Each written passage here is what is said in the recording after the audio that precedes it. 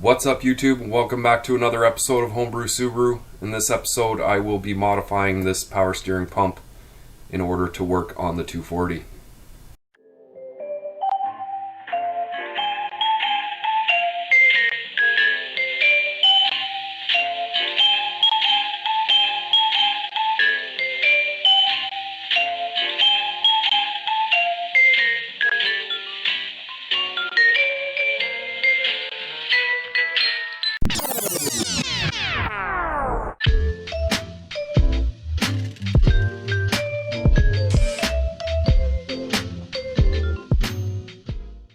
What's up everyone?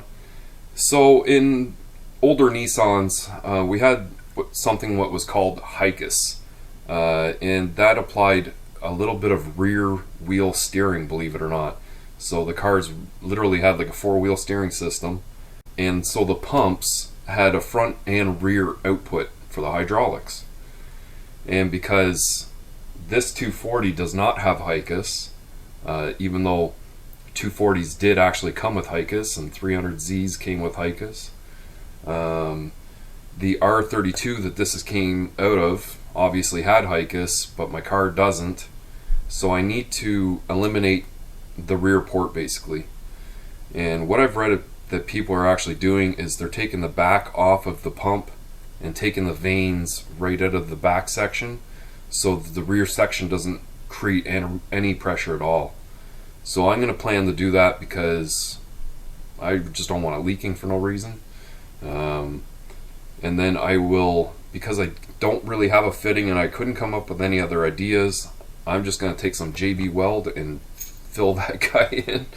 And other than that, I think I need to get it on the car, because from what I've seen in pictures, the intercooler piping comes very close or completely in the way of the power steering pump, and I really can't tell without kind of getting the pump into place and starting to place some intercooler pipes.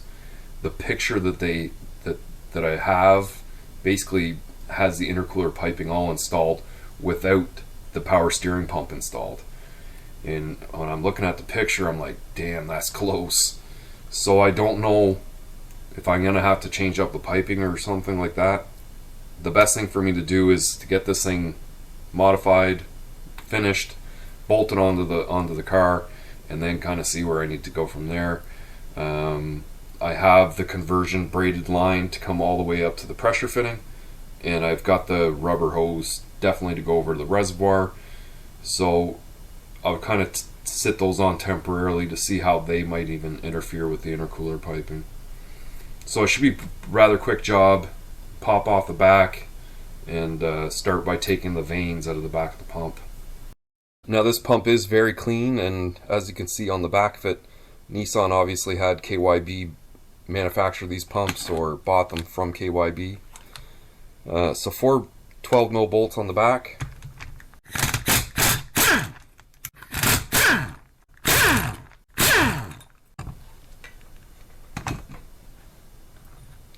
I don't know, like, it seems to be pretty dry, and I mean this thing was shipped across from Japan, so they pretty much got to be pretty dried out.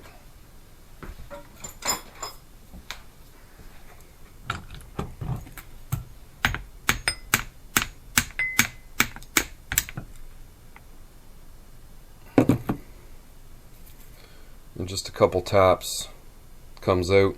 You can see the pressure relief valve back in there.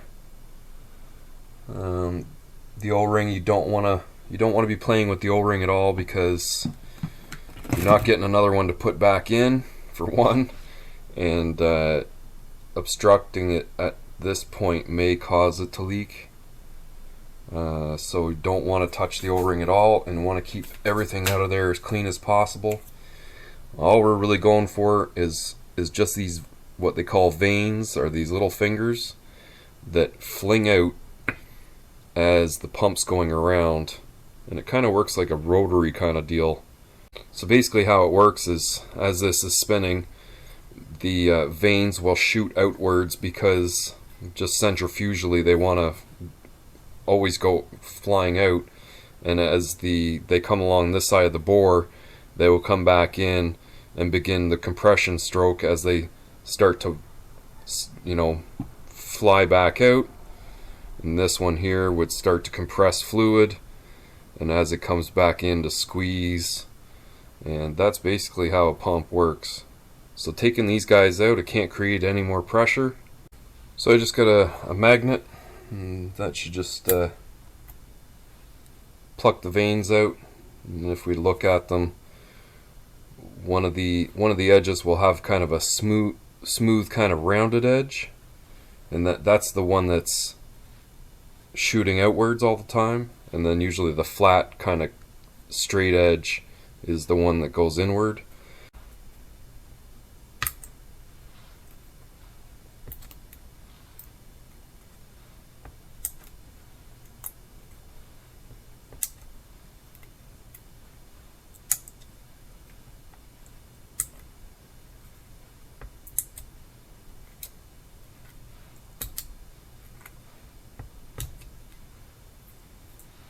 And hopefully just winding these bolts back in, this thing doesn't end up leaking in the future. Probably gonna clean this up a little bit and blast it with some black paint. Won't have to do that today because I just want to do a mock fitting and kind of test fit it. No need to put this bracket back on. I have no idea what it's for. Now I don't know what the torque setting is here, so I'll just go lightly on the first.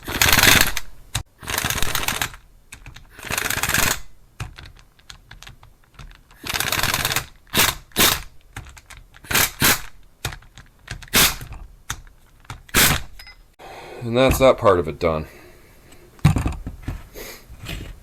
Now even these banjo bolts, don't need these anymore. Even this front port, I have a fitting that's going to go in there to adapt to the conversion line that I have. And then this rear port filling with JB, so I'm pretty sure it's quite dry in there. But I'm going to take some brake clean it up with a cleaner rag than this, I guess, and then start mixing up some JB weld. I am going to have to stick a little something down in there just so the JB weld doesn't constantly drain down inside. Now I do just love JB Weld. I think it's amazing stuff. You know, get it out of a jam so many times that I always have some here now. And I'm sure I probably could have found some kind of delete kit or some kind of bolt to wind in there with some thread locker, and it probably would have taken care of it. But this, guaranteed. And once you have it on a piece of paper, about, you know, 50-50 mixed, or 50-50 application of each, you just basically start kneading it together. This is the little screwdriver I usually use for using it anyway. And once it's well mixed, I mean, you'll start to smell it. It starts to react pretty fast. You want to make sure it's thoroughly mixed, and then it'll set really quickly.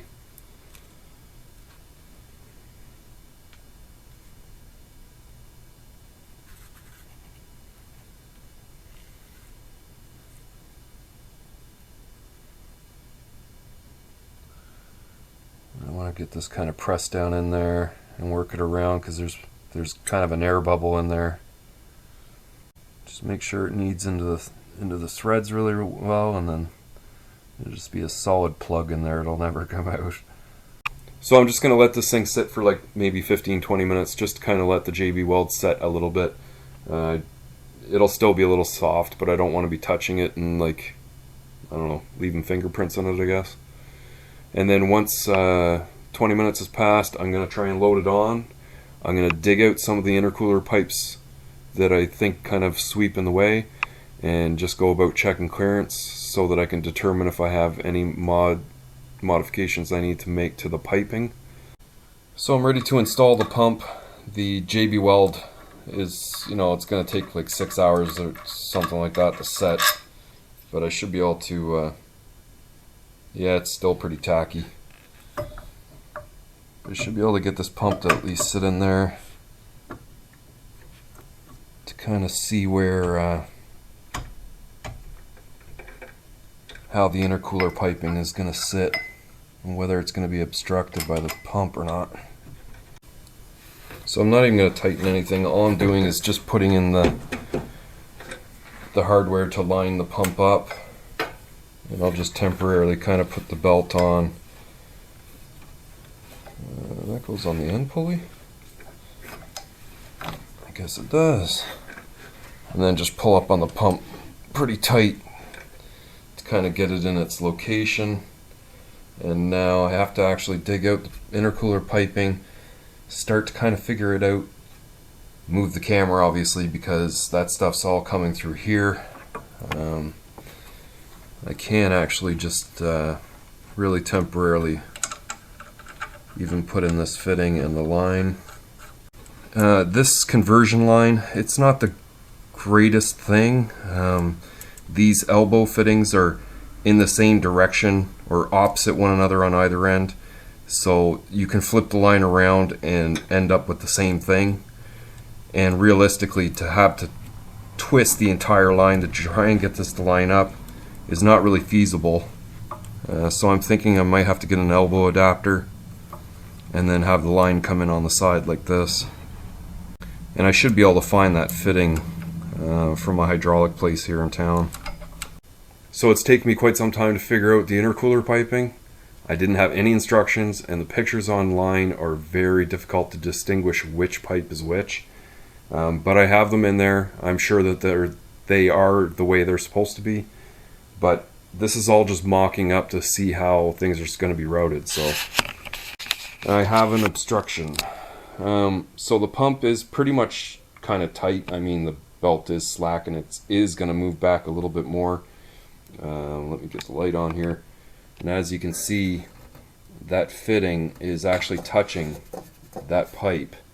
And even though I want to get that right angled fitting to kind of come out to the side this way, it's still going to be very close. So I've got to really pay attention to this when I go to assemble.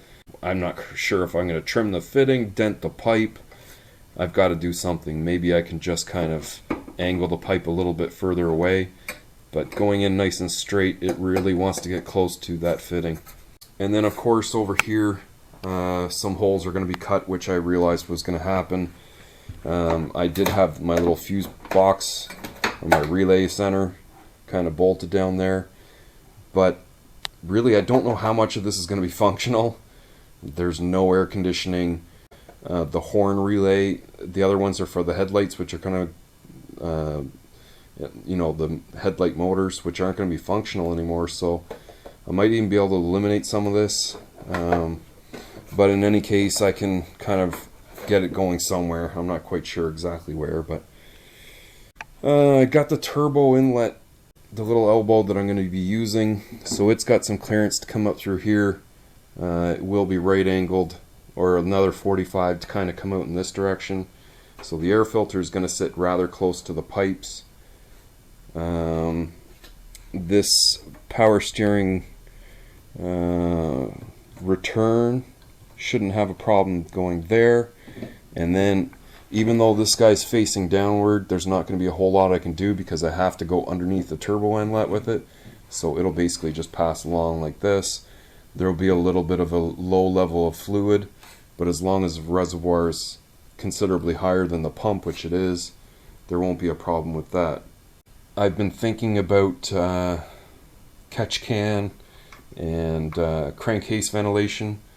I've kind of got to go through that some more. I realize there's a few things that I need to look at in getting that going, but that's much into the future. But just to see how this is going to be laid out, it's kind of nice to see how well the intercooler kit actually fits. And going to be very minimal modification to getting the power steering pump to actually work in there. In every picture that I saw, no one had a power steering pump, so I do want power steering. I bought a $500 rack, so I want to use it. So hopefully by the next video I have the exhaust parts that I need, and I'll push right onto the exhaust. It's something I really want to get finished up and bolted onto the car so I can kind of forget about it. But until then, if there's any other small things that I can push onto and I don't have those exhaust parts, then I'll end up making another video. Don't worry about it. So if you like this video, definitely give it a thumbs up, and if you're new here and you haven't already, please consider hitting that subscribe button for me. Leave your questions and comments further down below, and I'll see you in the next one.